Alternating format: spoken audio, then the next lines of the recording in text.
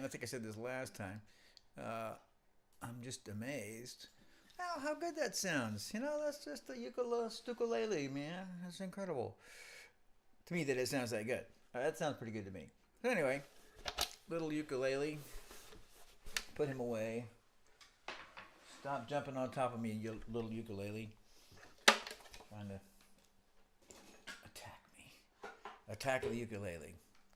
Attack, attack, attack, attack, attack. So, okay, well, hi, guys. This is Mark Teaches Music. I'm Mark Black, and this is To Play and Sing. This is my live stream Q&A, answering all your questions about music that I can. This is a public service. So I'm answering your questions so that, the public will be protected from you, I guess. No, not really. But I'm answering all these questions because to help you with your music. And of course, there's just a whole bunch of questions I cannot answer.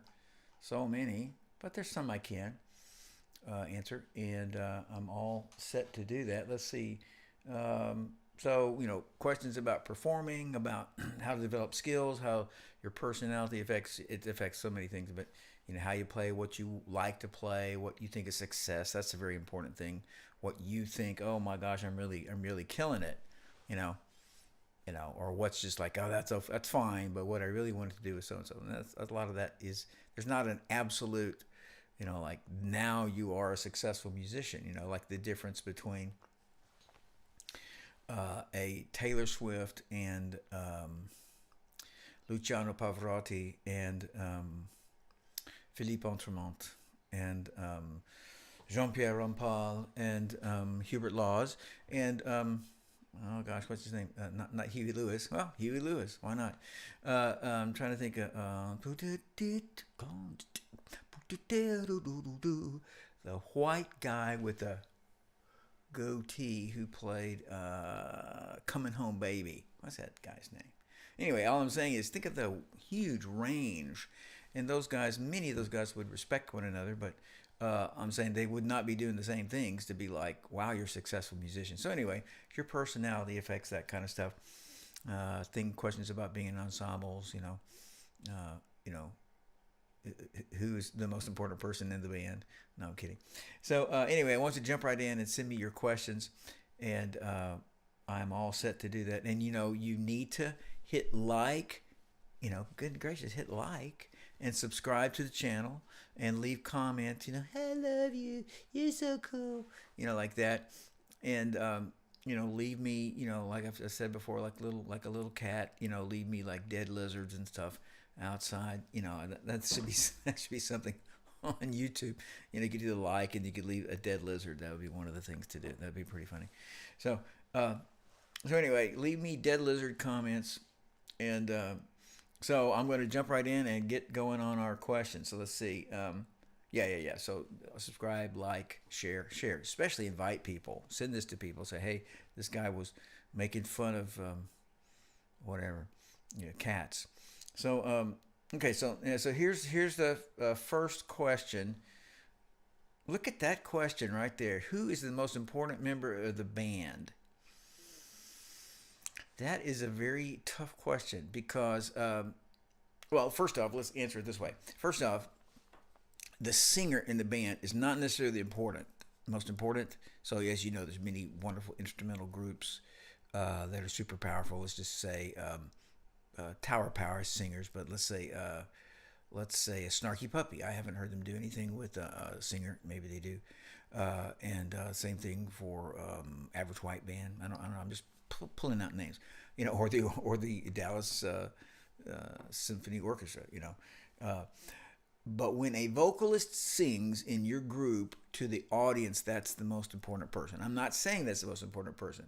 So what I'm saying is, the guitar player, the rhythm guitar player could have gotten all the gigs, could have arranged all the charts, could have gotten all the members, could have done every single thing that's possibly done. But the perception is it's the singer and it's his band, and he did everything. So just remember that, both if you're the singer, and if you have a great relationship with your band, I'm just with everybody in the band, it's just like, it's going to seem like Johnny, the singer, is the most important guy. So if there's not necessarily a reason to not do that. But so after that, if you have either a rhythm guitar or a piano player who's playing chords, I'm just saying, like, what is, using this question, the most important, Miles Davis. Well, what about, somebody says Miles Davis. Well, what about Buddy Rich? Hey, man, I am the band. So anyway, what about, I'm not trying to say, anyway, Buddy Rich. These are comments in here. I guess y'all can see those. Anyway, so so either the rhythm guitar player or the piano comping, the person who's playing chords. So I'm saying, like, essential as in, like, okay, so if we just had a piano player playing chords, or we just had a guitar player playing chords, the band, there would be music there. Whereas that would not be the case if it was a bass line. It would not, sadly, not be the case if there was a drum. It'd still be cool. It'd be a groove, but it'd be half of music. Music is pitch and rhythm in general. Of course, you can just have a drum solo, but you can't have a 45-minute drum solo and not everybody live and not kill each other. So so anyway, part here is, so first, the singer wins in terms of who's the most important, if there is a singer. Secondly, okay, we want to make sounds. We want somebody to hear what we're doing, so we need a rhythm guitar player or a piano that's comping. Now, I'm just making my mind ponder, like Stevie Ray Vaughan's band with a bass player and a drummer. And then he developed his own Stevie Ray Vaughan technique, which is really great. When he was alive, I wasn't particularly aware of him, not in a negative sense, but just, like, hey, Stevie Ray's a name, Man, he's a great player, but he developed this technique in which he play a lot of rhythm chords. He basically go do some chord, so chord. So with the bass and him as his own rhythm player, I'm just thinking, I think ZZ Top is the same. So the bass, so now I'm digressing a bit and saying the bass player. So okay, the drummer. Now, you can obviously, many groups can get along without a drummer. Now, absolutely, you drummers out there, I have drummer jokes that I'm not using today, but I will hit you later with some drummer jokes, not today. But gosh, I just love drummers, and I just love great drummers. It's just so sweet, just making the song with subtlety and power and different things. But you can live without them. Obviously, the drummer's purpose is to establish the groove and to hold the groove, to add embellishments and lead into parts of the song and stuff like that. The bass player's part, again, so I'm saying we can do without a drummer. We can do without a bass player. Again, the bass player's awesome, so wonderful. Standing, here's the rhythm, here's the chords. Bass player standing in the middle. He's saying, here's the groove. He's with the drummer, reflecting and embellishing and empowering things. And then he's over there with the piano player or the rhythm guitar player saying, here's the chord. And again, if he's playing his part like he should be, he basically is implying the chord. He's playing, not just the root, but he's playing some notes of the root and some parts of the chord, and we go, oh, there's the chord. Then, and just by the way, then the rhythm guitarist and the comping piano is free to do more things instead of, I got to play this chord because there's nobody playing this chord. It's like, well, there's the drummer doing that. Lead guitar players, trumpets, lead saxes, things like that. Those are all not exceptions. Those are optional. Now, I want to say this. Now, everybody who listens to this amazing podcast or live stream, everybody who listens has got their own concept. So believe it or not, guys, there's people here who are thinking of a woodwind quintet as that's what it's all about, and some people are thinking, oh, it's the orchestra, it's the concert band, or it's the, so it's not just, the jazz band or the instrumental band, we'll call it for now. So it obviously does depend on your group, but the solo instrument, solo, not about the singer. We already said he wins. not because he's the best or but because if he sings, we hear the human voice and we say human voice. That's got to be the most important thing. Okay, so a lead guitarist, lead, trumpet, sax, doesn't matter, flute, violinist, whatever. It is optional. It is optional, particularly if they're not particularly, especially if it's a vocalist. And then when we think of hair bands, in the 70s and 80s, stadium rock, things like that with a dramatic guitar solo and all that kind of stuff. So let's see, who's the most important member of the band? Again, as in can't do without rhythm guitarist, rhythm piano, and then different bands, like I said, ZZ Top and I think Stevie Ray's band would take the bass and some comping by the lead guitarist and turn those two, the bass player and part of what the lead guitarist is doing, into that part. We got to have that. We got to have an implication of chordal motion. Now, guys, just want to, somebody listens to this 170 years from now, of course, you can have a Victor Wooten 77-minute solo, just the bass. You do all kind of things that are unusual, but in terms of the normal thing, that would be it. Okay, and then in a normal, if we just said a normal rock band, a normal even a jazz band, it would say that comping, that chording instrument, and then it's kind of hard to pick after that. Okay, there's my great answer to that question. Okay, so let's see. All right, there's that, and here is the next question. How old is too old to start? Well, no, you're not too old. How old is too old to start? So, like with a young person, lots and lots of older people can be very successful in their music. When I say older, I'm 64. You can sing that song to me by the Beatles that I only know because some student did it. When I'm 64. I'm 64. So I obviously, however old you are, you go like, oh, that's not old. But I really am thinking of people who are like 70, 75, 80, 85, old people. You're definitely not, almost no one is too old who is 60, 65, even 70. But like with a young person, the older you get, let's say 70 and older, it begins, they can be very successful at music, but we start having to pick things. You have to start being like, well, you may really like, for example, just regular chording on a guitar or the ukulele or whatever. Now, I'm just talking now, right? You're 80 years old. You got great big gigantic knobs in your fingers from arthritis. I'm not laughing at that. I'm just the whole, it's like, man, it's hard to move my hands. It's really hard to do that. So playing the guitar where you're having to do this, might be something that'd be hard for you. I'm not saying it will be, it has to be, but it certainly could be. So, I'm going to talk a little bit more about it, but the overarching idea is that, well, you have to, like a little kid, you have to say, I got to factor in how old I am and how difficult various things are for me. So just to mention, singing and piano tend to be good things for older people that have any kind of motion. In this case, I'm talking about finger motion. Does that mean you could be a concert pianist? Does that mean that you can sing, all those coloratura soprano arias you always wanted to do? Probably not, probably not. But you could probably do a lot of really great things that'd be really exciting to listen to.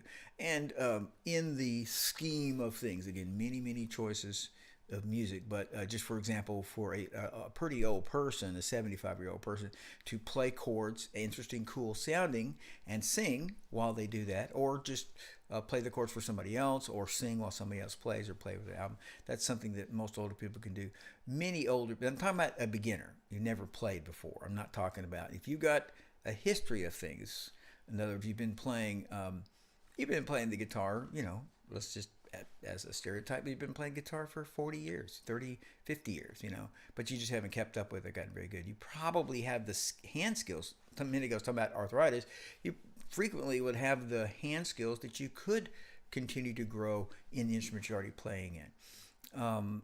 So we really would have to kind of customize that to each person. But let's see. So obviously a person can have so many physical problems that it would be prohibitive to about how old you have to be or whatever. But and you have to decide that again, you have to define. I want to sing, and what do I want to sing? I want to sing Mariah Carey solos. I want to sing praise and worship songs. That's a very different, very different worlds of physical vocal skill. So anyway, in counting the cost, the idea is to count the cost. And to get with somebody who can. So to get with somebody who can say, here's what's going to be hard for you. Let me see you move your hands, this kind of stuff. Let me hear you sing a note, and get with you and go over what you'd like to do, as well as what you'd like to sing, what kind of music you'd like, how you would like to play that music. I'm just talking. It's like, say you want to play classical piano.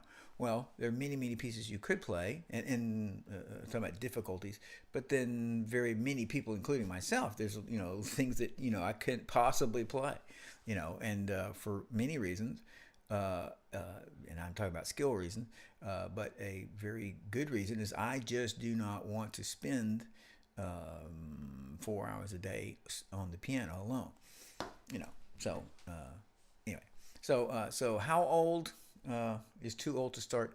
Most people very old, and I'm talking 70, 75, 80, 85, can still start, although they have to in the start. Like I couldn't play. They can still start. We may have to be specific. You can only do this. You can only do that. And then if you've been a musician in the past, and especially if you've kept it up just a tiny bit, then there's more doors open for you. Okay, I'm looking at my feed here. And now I'm looking at my next question. And the next question says, how can you express emotions playing a melody? What about when you're ad-libbing? This thing, you're playing a melody and you're ad-libbing. And again, ad-libbing is just a melody that you're making up. And just by the way, ad-libbing and composing are no different. They're the same thing. Except a composer, of which I am one. I was a composition major on school. So a composer, the only difference in ad-libbing and composing is he's making up something. And he can do that intellectually, or he can do that orally, like that sounded good. Or he can do like, I want to build this on fifths, like Beethoven, not on fifths, but da da da da da da da da, and it goes through the whole piece. Fifth Symphony is using that interval, so that's a lot of intellectual stuff. But anyway, however he composes his song, he makes it up, creates it, and then he goes, I don't know what I think about this, So ad-libbing is like, I created the stuff and I can't fix it. It's gone. So, it's out the dough. So I might can fix it next time I ad-lib, but for the short term, I can't do anything about it. So anyway, how do you express your emotions when you're playing a melody? You're playing a written melody. I don't know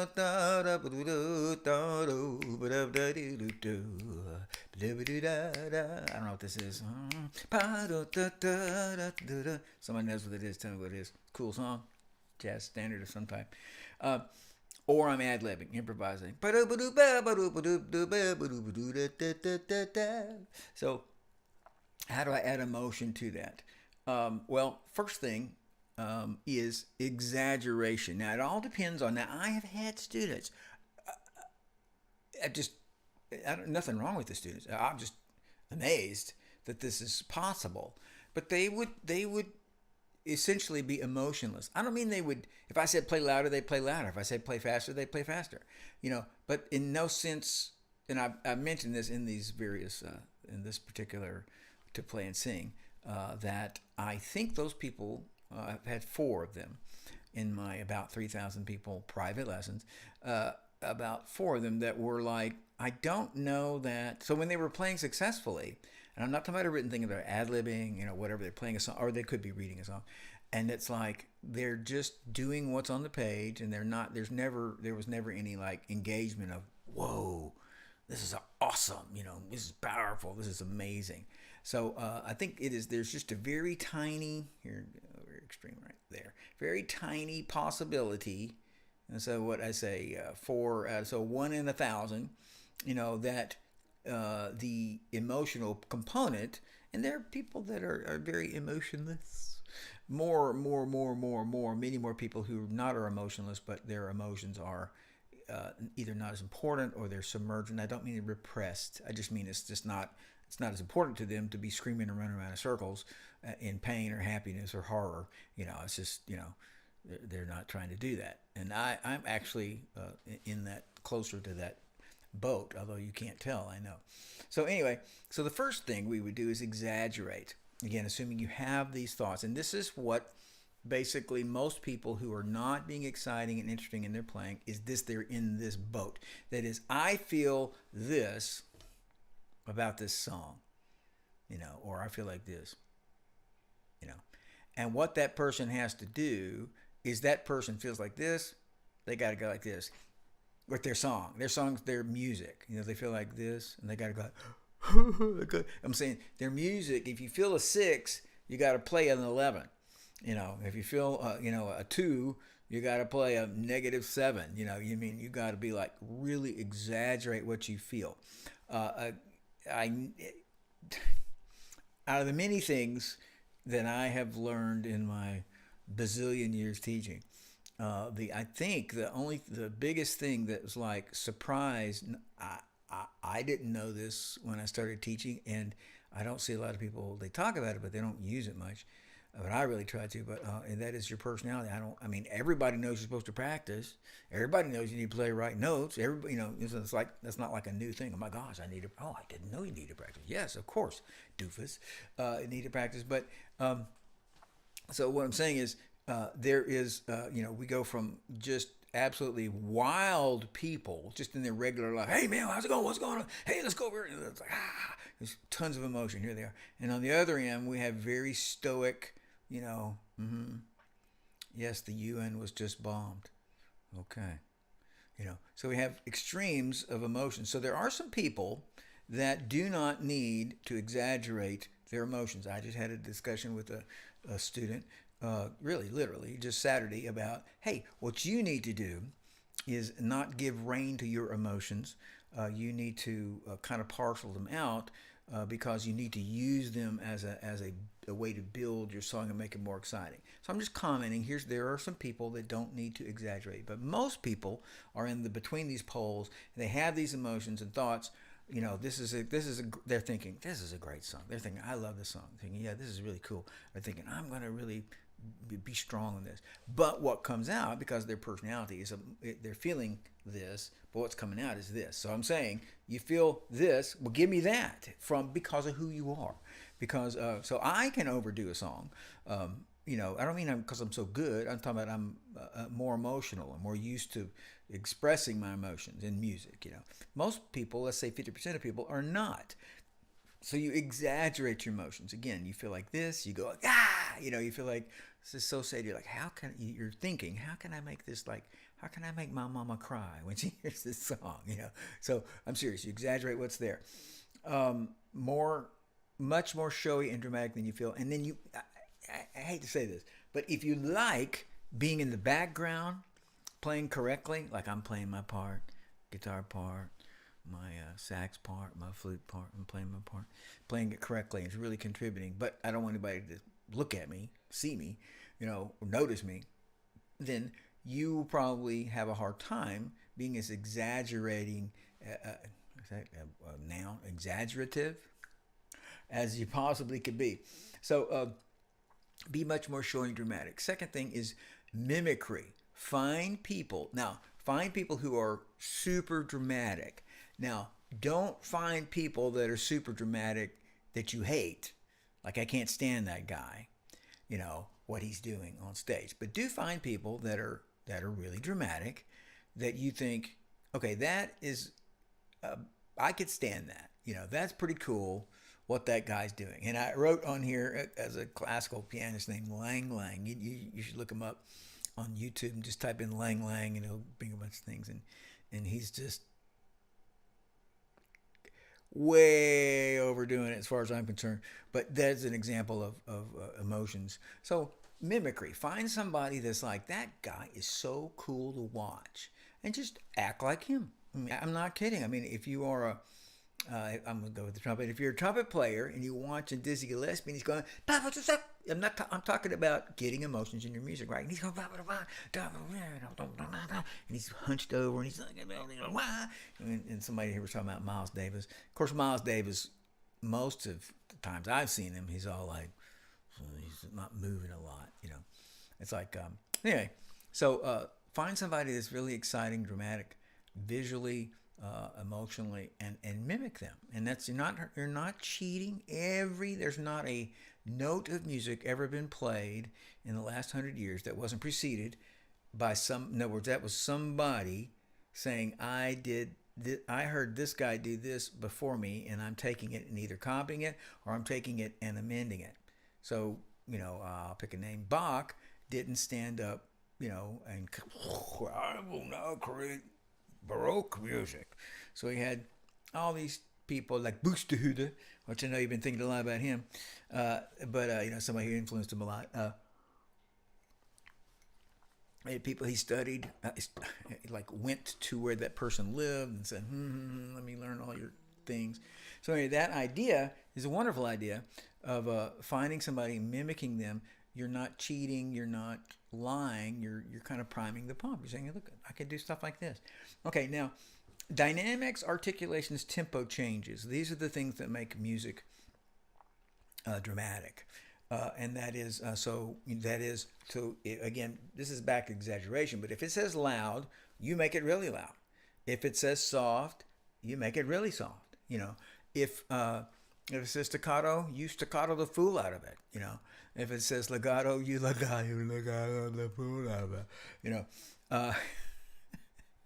And also tempo changes. So I'm going ba ba dee da doo doo doo da da da dee da. Bum ba dum ba dum ba dum ba dum ba ba ba ba ba ba. So I'm playing with your mind by changing the timing. Because we want the biggest thing for the listener is the consistent rhythm. That's part of the grooving thing. We get a consistent time, and we're like, as the listener, we go like, hey, this is cool. So glad you just kept that consistent time. So if I start changing that time and altering that time, everybody starts noticing, oh my gosh, what's going on with the time? And at first they're just kind of living with it, and then they're going like, is that guy making a mistake? And if you act like changing the time, usually slowing down, including leaving out beats. I don't mean like doing something 3 measures instead of 4. That's supposed to 3 beats instead of 4 beats. I don't mean that. I just mean that if you go bum bum bum bum like that, it's like, so that kept me and you from identifying, filling in the gap. There's the time, and that is dramatic. So these are things you can do. I'm talking about. Okay, so I said. Exaggerate what you feel, and you really need to go for that. Then I said mimic, find some people that you think this guy's really cool. Let's mimic what that person is doing. And then I said I'm listing things. Exaggerate your dynamics, exaggerate your articulations, which is the connections, how you begin and end the note, and exaggerate tempo changes and tempo shifts. Shift the time on purpose. So you're going ba ba doo ba ba ba doo ba doo ba doo ba doo doo da ba ba doo ba da da da ba da ba da wa da. So it's like the time's changing. I didn't change the macro time, but I did change the micro time internally, so that the ears go, whoa, he's beyond figuring out. So, and then the last thing here I have is to find some trusted anchors. You're worried about exaggerating. You're probably not worried about being boring, but you might be boring in your playing. So, but probably you're more worried about, oh my gosh, do I sound like a crazy chicken with my head cut off? Exaggerating all these emotions and mimicking Lang laying down on the floor playing the saxophone because I'm so dramatic. So you're worried about exaggerating. So get yourself some trusted anchors, like your wife or your best friend or your teacher, and be like, and ask them, when you're going crazy and doing all your stuff to be more from your standpoint going crazy, Is this too much? And almost always, if you're the kind of person that asks this question about being too dramatic or not dramatic, I need to be more. Yes, I need to be more dramatic. How do I do that? The person who asks that kind of question, usually, them full throttle, pedal to the metal, I'm going as crazy as I can, is just going to be like, that's pretty good. So you get you some anchors that you trust, people that you can ask and say, how was that? Was that over the top? Most of the time, the answer is just going to be, no, that's the most exciting I've heard you play. That's the most powerful I've heard you play, or the most sad. It was so sad. You seemed so, discouraged when you did that. So you personally are probably not a good source of dramatic feedback. How exciting or unexciting was that? Based on what you thought. That's probably not good. You're probably not going to be able to answer that. You probably need somebody outside to go, and just be sure, just last thing, is that make sure that the person you're trusting or asking to be your anchor is somebody you like, their musical taste and that kind of stuff. Not somebody like, it's not classical, I hate it. It's too loud, too darn loud. You kids get off the lawn. So make sure it's not that kind of person so you get a good answer. Okay, so, I'm out of time. I got one more thing, and it is, how many lead trumpet players does it take to change the light bulb? This is somebody asked this question. How many lead trumpet players does it take to change a light bulb? How many lead trumpet players? It takes 10 lead trumpet players to change the light bulb. It takes 1 to change it, and then 9 to stand there and say, I could do that. It takes 10 because 1 changes the light bulb and the other 9 stand around and say, I could do that. Okay, well, that's it. This was Mark Teaches Music. This is to play and sing. You need to show up. You need to share this. You need to subscribe. You need to like. You need to comment. What else do you need to do? You need to, I already said, send me money, leave me in your will. And you need to think of your own questions. Next week, same time, Wednesday at 7 o'clock. Give me your questions. I will answer those questions. And so here's a little, I can't tell what that figure is. It's a little brown person. Looks like they're tittering. I don't know. So anyway, and so as always, and seriously, if you want more information about lessons, go to www.dallasmusiclessons.com. And there's information about 10 trumpets. That's too many trumpets. That's 12 trumpets. Okay, so anyway, you need to go there, and there's some information about lessons, and if you want to ask me a question when we're not doing this, Mark at dallasmusiclessons.com, Mark at dallasmusiclessons.com, and I will answer you. I really will. And so leave comments too. And as always, until I see you again, I want you to have fun and be awesome, and I really do. And I'll see you later.